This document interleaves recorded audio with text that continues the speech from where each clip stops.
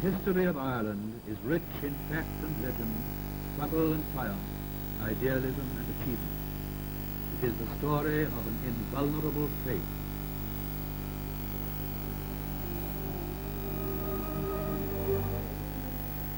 Every city, town and village is steeped in historic drama, such as the brave story of Drogheda, the famous town on the Boyne.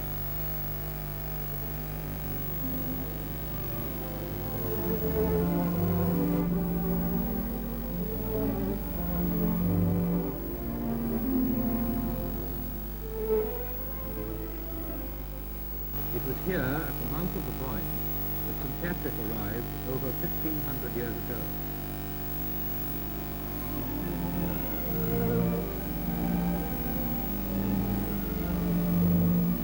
St. Patrick sailed into the river and landed at Inverculpa, just below Drogheda, at the bridge of the Fall, as Drogheda was then called, and he received a great welcome.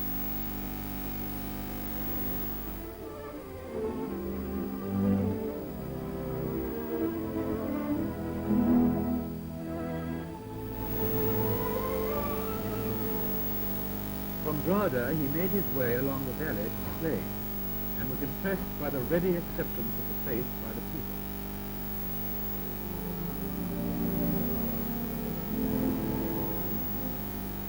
On the hill overlooking Slane, he lighted the first pastoral fire in Ireland.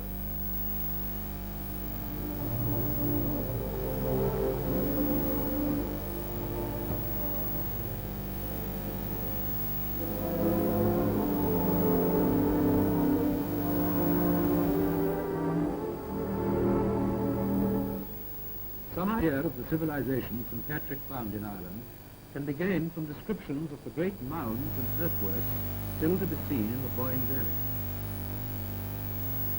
New Grange has been named as one of the most important prehistoric monuments in the world, and with South and Knowth constitutes a constructional plan associated in early Irish literature with Bruna Boyne, the burial place of the kings of Tara. It is thought this entrance passage leads to the tomb chamber. Here the goddess of the river Boyne was believed to dwell with the drogheda, the Irish Jupiter.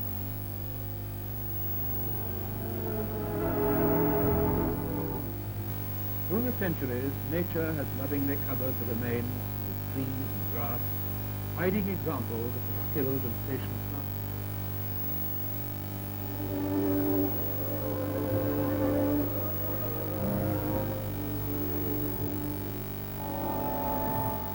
Seen from a height, the mounds give some indication of the large area covered at this memorable period. In Drogheda, long before it became a walled town, old bardic tales refer to a mound, later known as Millmount, in the plain of Mar Bra.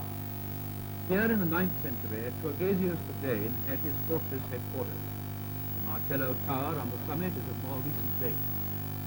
3 stone crosses stand amid the ruins of Monaster Boyce, a corruption of the Latin Monasterium Boeticii, Monastery of Boetius, who lived in the 5th and early part of the 6th century. With the acceptance of Christianity, monastic life began to play an important part in the establishing of the church in Ireland. Abbot Muiredach's cross is of great merit in design and execution, the figures representing lessons from the scriptures. The name of the craftsman has long been lost, but the carved figures remain after 1,000 years. The practice of erecting such crosses is peculiar to Ireland and Great Britain. The North Cross is probably the oldest. The stem became so badly corroded that it was recently replaced.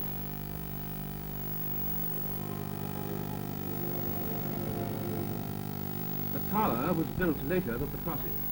110 feet high, it served both as bed and lookout against the invader.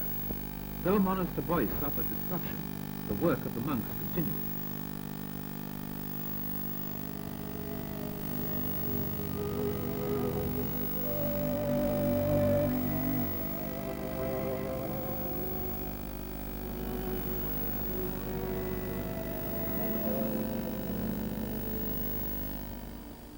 At Mellifont, a few miles away, the first community of Cistercians in Ireland was established in 1142.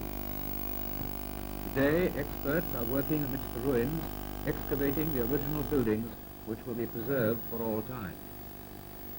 Mellifont was built in compliance with instructions given by St. Bernard. In 1157 the church was consecrated.